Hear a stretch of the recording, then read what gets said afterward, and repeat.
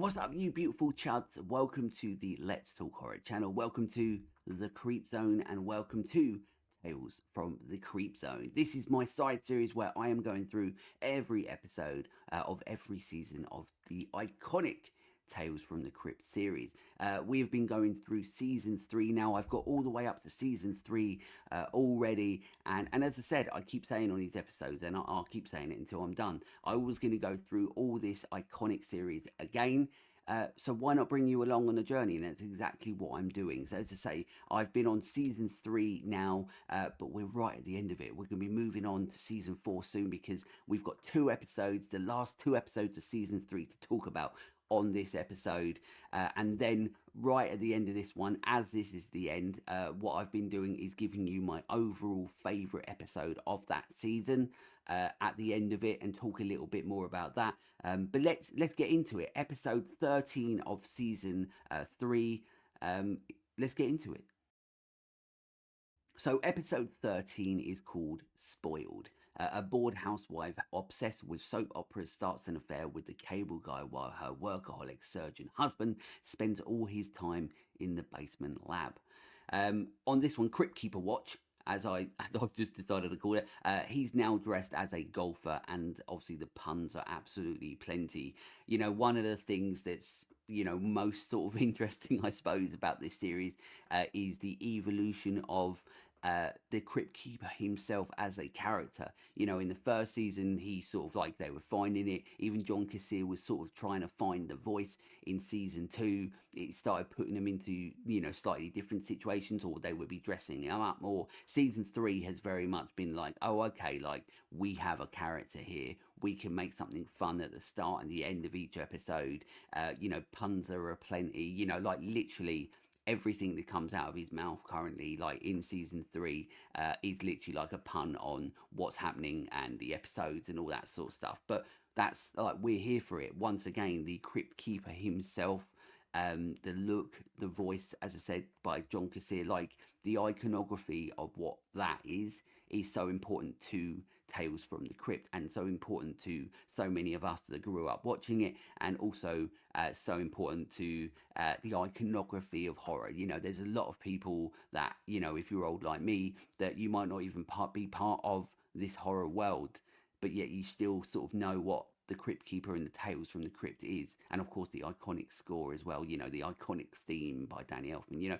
There's so much to this. Anyway, I'm going off plot, but yeah, at the start of this, he's dressed as a golfer. It's bloody hilarious. Of course it is. See the Crypt Keeper dressed as a golfer. Hilarious. When this for episode first starts, basically, it starts out, and once again, as happened in a lot of this season, it starts off where it's like all about like a woman's going to go and have an affair because her husband's not paying attention to her and all that sort of stuff, and straight away you're like, oh fuck, like not another one of these episodes where it's just like a movie about affairs and relationships and all that, which is what has been a lot of this season. I've noticed, like, there are, of course, a lot of the episodes in Tales from the Crypt are centered around some form of relationship or love and so on, and how it turns nasty and or so on, or how people turn nasty and so on, of course. And it's easy to do that, right? But this season has a lot of it. But the problem is this season has a lot of them, and a lot of them are just almost like feel pointless, and sadly, this one feels very similar to that. But yeah, you straight away, you're sort of like, oh, not another one of these episodes. But then it sort of like pans out, and then you realise that you've been watching, like it says at the start on the synopsis, a soap opera. You've been watching something that's on the show, and you've got these 2 women who are what would commonly be known as housewives. I don't know what the right terminology for that is anymore, because I'm an old man, but basically that's what they are. They're watching it, they're obviously fully invested, and then of course this episode becomes about the fact that essentially she's bored, and she has somebody, a husband who doesn't care for her the way that he should, as a husband, and that essentially is what the episode is. But yeah, they basically, once again, I'm struggling to try and talk about certain episodes like this, because you you just sit there and you're watching it. I'm doing my notes and stuff, and you just sit there and you're like, when is something going to happen? There's not too much to this. And also, sadly, it's very predictable. Like, for example, you've got this woman who wants more from her husband, and wants to be pleased more by her husband. And then you've got the husband who is working on his science experiments, whatever he's doing, right? And then that something's going to happen. There's going to be an affair. That this is essentially going to be the plot of the episode. Once you know that, the predictability or the unpredictability is sort of out the window. The only thing, like a lot of this season, that brings like any form of unpredictability is how it's going to end and what's going to happen at the end.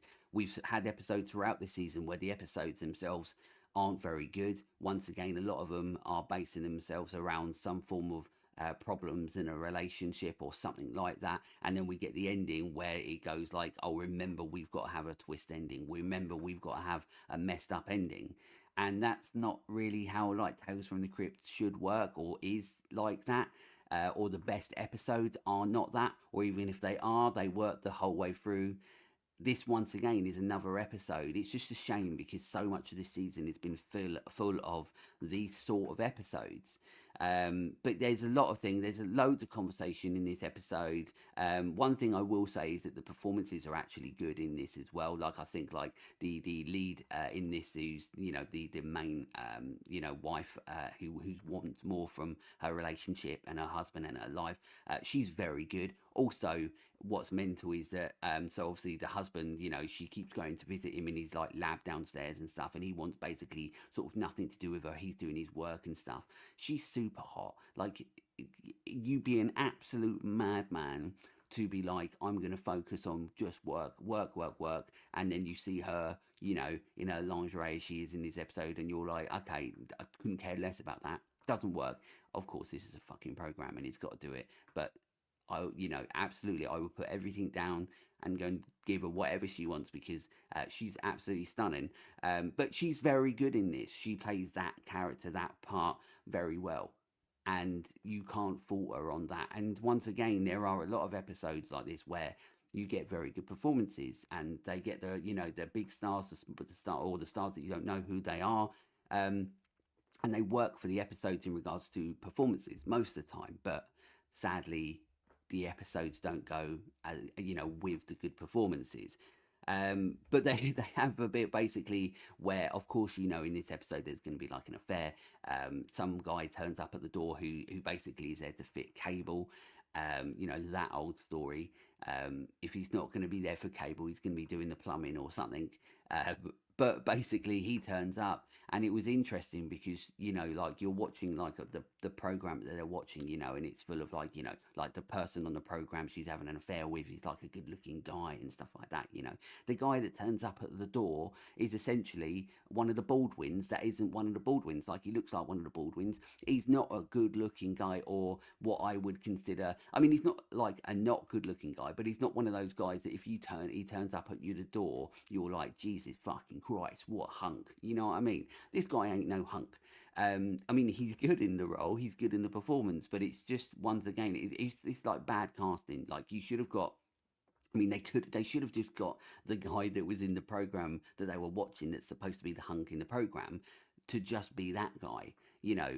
So it was a little bit funny for me when I was watching it, and I'm like that pairing doesn't work, because she, might be, somebody that stays at home, and she wants more, but she's, as I said, she's super hot. This guy, if he came to her door, she'd probably be like, probably not actually. Have you got any other like people that work with you that are better looking? But that's the episode. I think I've seen him in stuff before, so I'm assuming they got him in because he was sort of in the 90s and stuff. I'm assuming that he was around for stuff. I should have looked it up, but I'm sure he's probably in loads of things. But he's not somebody that turns up at the door and you're like, here's the bloody hunk that I want in me. But basically, but yeah, so the episode starts. it is what it is. There's dialogue. It's another familiar story that we know where we're going. You sort of hope that it's going to take a different direction.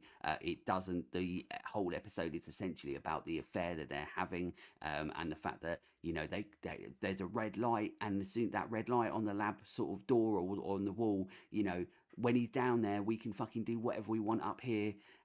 Obviously, we know where this is going to go.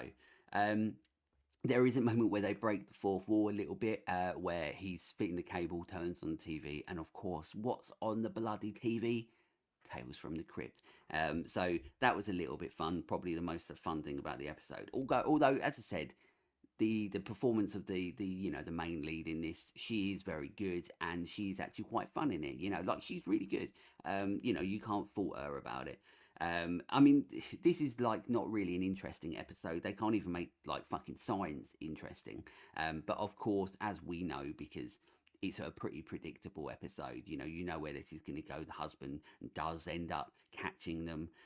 You know, he chloroforms them and so on like that. And of course, he's gone absolutely mental. And the twist in this one is just too far, because it's just too weird, because it's been, you know, a pretty, like, you know, normalized sort of episode. Like, it's not, once again, it's not a supernatural episode. But then this guy basically switches it so the cable guy has the body of the woman, the wife, and the wife has the body of the cable guy. Is that right? Probably right. Anyway, yeah, it's just weird. Don't really work as an ending. It's just like, once again, it's a throw-in ending. It's like, this is what the episode is, but remember, it's Tales from the Crypt, so we have to shove something in at the end to sort of, like, you know, make it either like fucked up or shock people or a twist or whatever. It doesn't work. So yeah, so this whole episode, once again, it doesn't work. It just sucks. It really does suck, because it's just it's another example of where Tales of the for the Tales from the Crypt doesn't work for me. Because it is just constantly, you know, about the relationships and so on like that. But it's predictable. It doesn't necessarily work, and we've seen it done before, but better. So this one gets 1 out of 5 creepy cackles. It doesn't really matter when we get this far into the season in regards to like how I'm ranking them. I mean, these are the last 2 episodes, and to be honest, I know this is absolutely not my favourite one, and I don't really like it. And the ending, as I said, feels like out of place. So the only good thing about it is the performances. Other than that, it's shit. So 1 out of 5 creepy cackles. Why the hell not? Who gives a shit, right? Anyway, let's move on to the last episode of season 3, episode 14. So episode 14 is called Yellow. This one, it follows a Lieutenant Martin Corthrob, which is probably pronounced right or wrong, a cowardly World War I officer who is also the general's son. After Martin panics in battle and causes his squad's death, his father sentences him to a staged execution by firing squad, leading to a grim, fatal twist. I mean, that just gives away bloody everything that happens in it. So that's annoying, but also I'm going to tell you everything that bloody sort of happens in it in a way anyway. Of course, Crypt Keeper watch straight away. The Crypt Keeper on this one, he's dressed as a soldier, and he likes to shoot books. I thought he was going to be like shooting, you know, skeletons or something like that, but no, he's just sort of shooting books, which you do. But once again, fun to see him dressed up, isn't it? This one, surprisingly, directed. Of course, every now and again we get some episodes where we've got sort of more famous directors and so on. This one's directed by Robert Zemeckis, and straight away you can sort of tell, because this one is, you can tell this one's got a bit of a big bloody budget. I mean, it'd be interesting to know whether this one's got the biggest budget out of the episodes. I mean, surely it has to. I don't know, but it's got. Let's just say it's got. You can tell that it's got a bloody big budget, because of sort of, you know, we're in a war zone, and there is fucking absolutely shitloads of explosions going off, loads of people running around, loads of stuff everywhere you look. Absolutely bloody everything is happening. So this is where all the bloody money went, you know, like maybe this is why so many of the episodes this season have been what they are, because they were like, we need to get Zemeckis to bloody make one. He's like, well, I'll do one if you give me the money. And he's just there like, well, what do we do with the other episodes that we can't do money in there? Just like make it sexy and relationship wise, and don't make it anything like Tales from the Crypt, so then I can make my one and give me all your bloody money. But it really shows in this episode. Also, a returning cast or an actor that has been in Tales from the Crypt before. Lance Henriksen is back, the legendary. And also, there's a couple of Douglases in this. And also, Dan Aykroyd is in this. You're like, blimey, what a cast. This one's going to be absolutely ruddy, bloody brilliant, isn't it? To be fair, when it starts out, you've got the explosions, you've got, everything that's going on, like they're depicting the intenseness of what war is actually really well. Not that I've been in one, but I'm just saying, like, in regards to depicting war, violence, the intenseness of what that may be on screen, it does its bloody good. But once again, doesn't feel a single bloody thing like a Tales from the Crypt episode. And once again, it's a common theme. So you sort of like it, and this is just the start of it, right? Like once again, it's like it's a episode that's set in World War One, so to speak. So it's already a little bit different. It is dialogue heavy, obviously, because you've got big actors. As I said, you've got a couple of the Douglases, you've got Lance Henriksen, you've got Dan Aykroyd, you've got high caliber actors and so on like that. So it starts off, intense dialogue heavy, but you're like, where's this gonna go? How is this gonna turn into, a Tales from the Crypt episode, and not just an episode of something that could have been on, as a show about war, rather than Tales from the Crypt, right? But sadly, it doesn't really do that, and that's what sucks. It feels this episode, even though it's they're not that long, they're like half an hour. I think this one's just over half an hour, but it just like it feels longer when you're watching it. And that's not to say, because when I was watching this episode, I didn't write hardly any notes for this episode because I was watching it. So I suppose that's a positive, right? Because I was sitting there watching it, because as I said, it's pretty intense. There are things happening.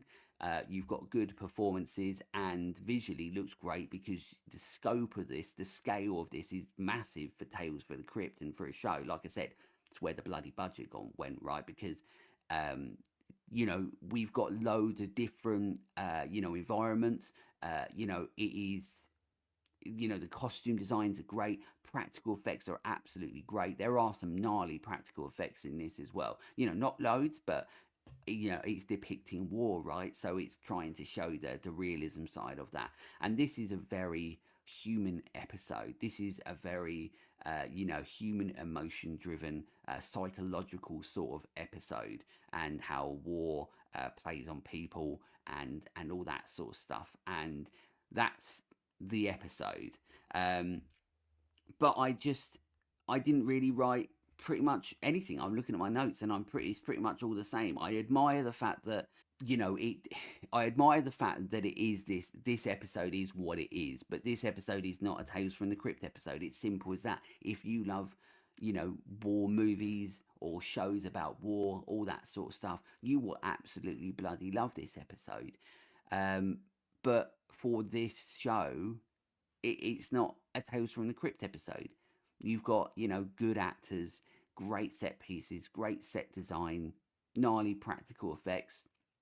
And then, of course, you've got this character who, is very reluctant to war and so on, and doesn't want to, and is, a coward. And of course, the name of the episode is called Yellow, because of course they're saying, he's yellow, he doesn't want to do what everybody else is doing. All these people are dying. He doesn't want to die for war and so on like that. So, once again, it's a very humanizing sort of topic about war and so on like that. But we have obviously, the guy that's like the general.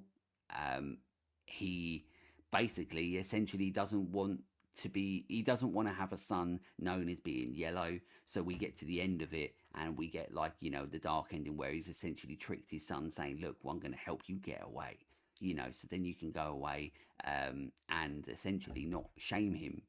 And the kid, this guy goes along with it, goes into the firing line, with a firing squad, and then the dad does sort of a look away, and it's sort of like a little bit heartbreaking in a way, because then that's the point where the guy that's his son, who is basically essentially let him down in the father's eyes, basically gets shot when he thought that he was going to get away and he was going to live, and he doesn't. That's the episode. But as I'm talking about it and thinking about it, once again, it's just not a Tales from the Crypt episode. You can see why they ended on this one, because of the fact that it's a bloody big episode in regards to, the scope and the scale of it. And it's, an episode about war.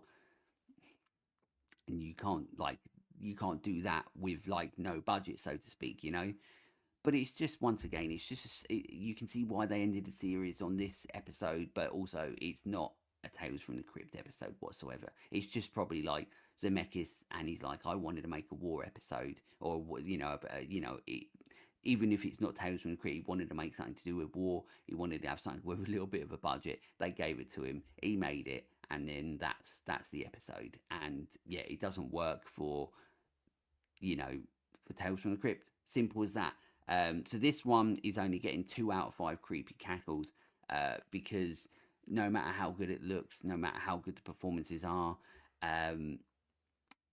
it just gets boring because it's so dialogue heavy, and there's nothing really to keep you on board to think. Once again, it's not a Tales from the Crypt episode. Simple as that. But it would have been a fantastic episode in something else, just not in this series, right?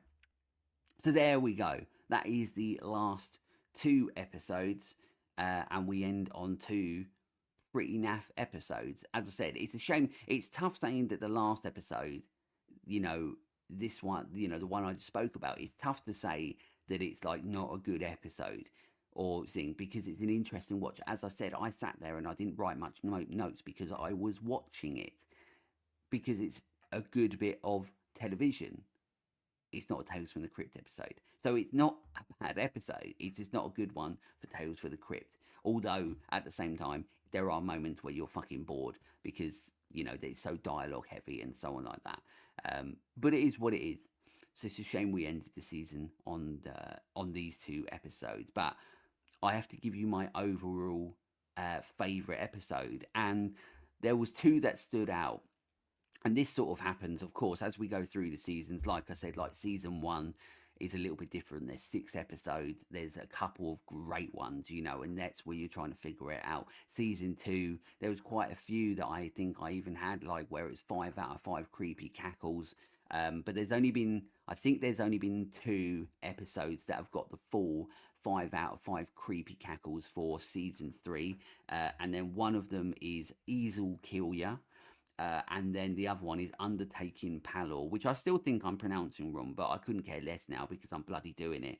And they're 2 very different episodes. Of course, Easel Kill You is the one that had Tim Roth in it, being the most serious bastard in the world, as Tim Roth does. But it was an episode that I literally loved, because it was, once again, it becomes about the structure of these episodes, how they go from start to middle to end. It was a fantastic episode. But I'll talk a little bit more about that as well. And then the other episode, as I said, was Undertaking Palor, which once again was really cool, because it starts off, it's essentially, once again, like a horror-esque sort of Goonies episode. You've got, as I said when I did the episode, if you're in the 80s or 90s and you've got kids that are essentially going on an adventure, so to speak, or are in it and shit's going to happen, right? That's already, you're like, oh, okay, like, I fucking love this already. And it is. And it's a really good episode. Loads of really fun things, good practical effects. But as much as I love that, and that is a 5 out of 5 creepy cackles episode, and absolutely one of my favourite episodes of the series, and not just season 3, but one of my favourite episodes I've watched so far. Easel Kill Ya is my favourite, and I think like it sort of goes with what was my favourite of season 2, which I think was called Three's a Crowd, once again, that is an episode, and this is an episode where they're not supernatural episodes, and that's what's funny, because every time I do these, I almost feel like a bit of a hypocrite, or like I'm contradicting myself, and I'm not, because I'm trying to explain as I go through it the point of, like, or what I mean by it. These Tales from the Crypt is so much fun when it does take the supernatural route, as long as it's done right. But even when it's not taking that supernatural route, it can work if they are creating something as a full piece and structuring it properly and making that idea, that concept, that story interesting.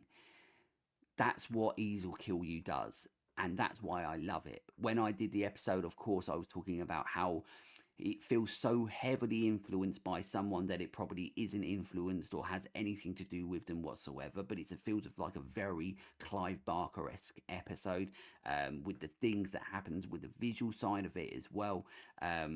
It feels so very Clive Barker, which makes me love it even more, because I love the world that Clive Barker creates, and the darkness and how sinister, and there can be so much evil in them as well. Um, so I love Clive Barker stuff, right? And this episode, as I said, even though it had nothing really to do, it hasn't got anything to do with Clive Barker as far as I know, felt so Clive Barker-esque, but as a story, as a structure, it worked so well. The performances are fantastic. Tim Roth is, as I said, he's always fucking taking everything as serious as possible as he can. But it works for this episode, and it is an episode once again, just like Three's a Crowd. Now, I don't think this episode, Ease will Kill You. I don't think the ending is, hits as much as how fucked up the ending is of Three's a Crowd. I think it's Three's a Crowd. I hope I'm right. Um, but that ending was so, like, fucked up, because it's a double blow, that one, and then the double side, the second part of that ending, is the bit that you don't expect, and you're like, oh fuck, like that was insane. This one, you sort of don't expect but do expect, but it still has an impact when it happens. But it's just not to that level of Three's a Crowd episode, but it's still fantastic, and it still works for this episode. But once again, it takes it back into that realm of Tales from the Crypt, where once again, it doesn't have to be about ghosts, ghouls, goblins, guts and gore, supernatural stuff, if they are like this, if they are pieces that are full pieces, that work structurally and are just fucking interesting. And when you're watching it, you're not bored, you're not taken out of it, you're glued with sitting there watching it, because you're like, what is this character going to do? Where is this story going to go? And obviously it implements other characters into it that doesn't overpopulate it. It just adds to the experience. He's got, the sort of his girlfriend sort of esque sort of character who he meets at one of his I think it's like the AA meetings, I think it was, that he goes to. And you've got that sort of element to the character as well, but she's fantastic in it. And then, of course, I think it's William Atherton. I hope I'm right, but obviously the guy that always is a douchebag in everything. And of course, he's in Ghostbusters and Die Hard and stuff. He's in it once again, bringing that sort of, like, the levity sort of to it. It's a fantastic episode. I don't need to go on about it more. It got 5 out of 5 creepy cackles, and that is why it goes. I prefer it a little bit more than the Undertaking Panel one, because as fun as that, and that is fun. This episode isn't a fun episode. Ease Will Kill You is just like a dark, sadistic episode. Whereas Undertaking Panel, as I said, it's like, a horror Goonie sort of thing. Kids on their adventure in the 80s and 90s. You've got cool things. They do great things. As I said in the episode, I think that was like 1991, and they're using, they almost do, like, found footage, like the handheld horror sort of format in, halfway through the episode, which is fucking cool. I think the ending is one of the things that sort of lets that down, because it's cool. The ending is cool, but it sort of ends abruptly, and then you're like, I'm pretty sure these kids would just go to bloody prison or juvie for what they did. Even though they videoed it, I think they probably only videoed enough to bloody put themselves away. I don't know. So the ending, sort of like, as fun as the ending is and how it is enjoyable to watch, it sort of almost doesn't work. Whereas the ending to Ease Will Kill You absolutely works, and is, like I said, it has that impact. It is gut wrenching, but also once again, it's another example of where we have Tales from the Crypt, where you're following a character that is either not good or does unspeakable things because of certain other reasons, like Tim Roth does in this, and obviously, falling victim once again to addiction and so on, and that's pushing him towards doing these bad things, and then of course, he gets an awful ending for himself and someone else. So it has the impactful ending. So yeah, so my favorite episode of season 3 is Easel Kill Ya. So there we go. That is season 3. We did it. As I said, these seasons are sort of getting longer now. I haven't checked to see how many episodes there are in season 4 yet, but we're still going. We've got season 4, 5, 6, 7 to go. We've got a long way to go to get through this, the entirety of it, and then once it's done, it's done. But as I said, I wouldn't be doing it for no reason. I wouldn't be doing it if I wasn't enjoying it. Of course I am. I'm enjoying going through, the iconography of this series again. It's a fun journey to be on, and I hope that you're enjoying being on the journey with me. And we can go into season 4. But as I always say, if you are watching this and you have been watching them as well, let me know what your favorite episode of season 3 is as well. Of course, I want to know. That's the point of this. It's I want us to be on this journey through Tales from the Crypt together. So let me know what your favorite episode of season 3 was as well in the comments. And then, as I say, we're gonna the next episode of this that comes out, we're being season 4 already. So there we go. But until next time, stay creepy, fuckers.